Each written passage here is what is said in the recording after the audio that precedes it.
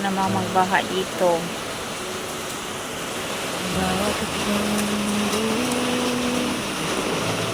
Hirap talaga, mababaw lang ang inyong bahay.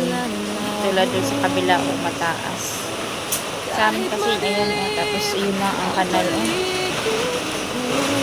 Hindi ko pa napagawan diyan ng harang diyan sa harap na yan. Gusto ko sana gawin yung harang para pag bumaha man lang hindi napasok dito sa loob. Diyan. Pasok kasi diyan at dito sa aming yan, larangan ko na siya ng mga timba na may tubig. Tapos nilagyan ko siya ng ganito para hindi siya malakas ang agos or ang pasok sa loob ng tubig. Kaya nilagyan ko siya ng to siya, parang sako. Sa pinto ng mga abono, fertilizer. Dala to ng aking asawa galing Bulacan. Marami yan, tapos maraming sangko, 4 na sako yata yun. Marami yung isang puno na sako. Sa isang sako marami ang laman. Dala pa niya sa Bulacan yun, 4 o 3.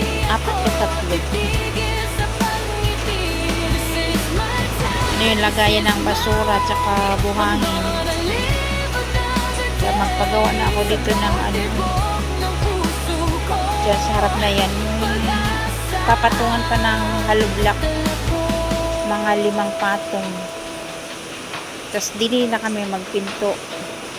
Tapos doon lalagyan din siya ng, dito naman tataasan siya ng konti para hindi siya napasok ng tubig. Dito kasi ang ng tubig, ibagsakan ng tubig sa amin dyan. Diretso siya pakakasya. Pinupuno ko siya ng tubig para hindi to siya maggalaw-galaw. Maganda yung ready na kasi pag yung nandyan na yung tubig na saka ka pa ura-urat. Yan ang tubig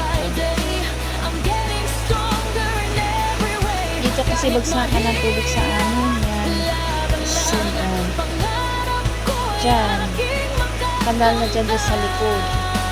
Tapos pag naulan, dito lahat ang tubig.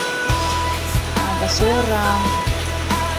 Yan, basura dito. Nung bumaha dito, basura ang dami dyan. Nasa 2 sako ako. Galing kasi doon sa taas, inaamin. Malakas ang baha.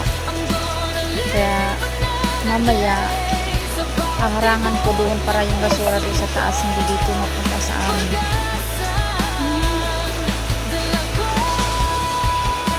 Kawawa naman yung aking halaman, hindi na tumubo. Ayan, just dito dadagdagan ko pa to siya ng hollow block dyan.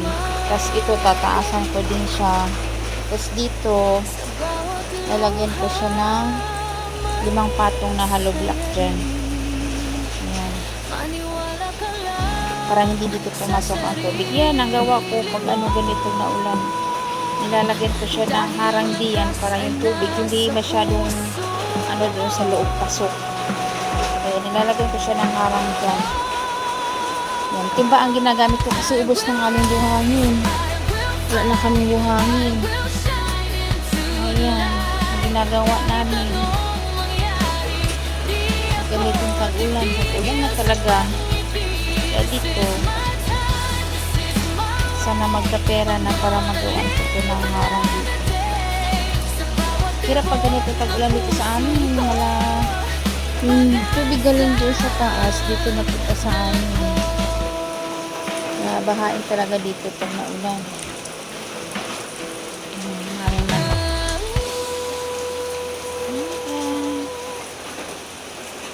Ang aming bahay. Ito yung ganito sitwasyon sa amin pag naulan. Yeah. Bawat Ayan. ng Diyos ko po. Pamahain naman.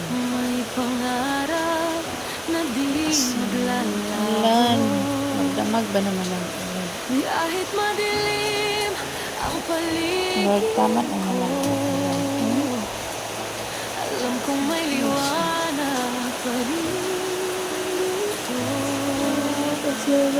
Kapag ang mundo ay parang gumuho at luha ko di ko na maitago,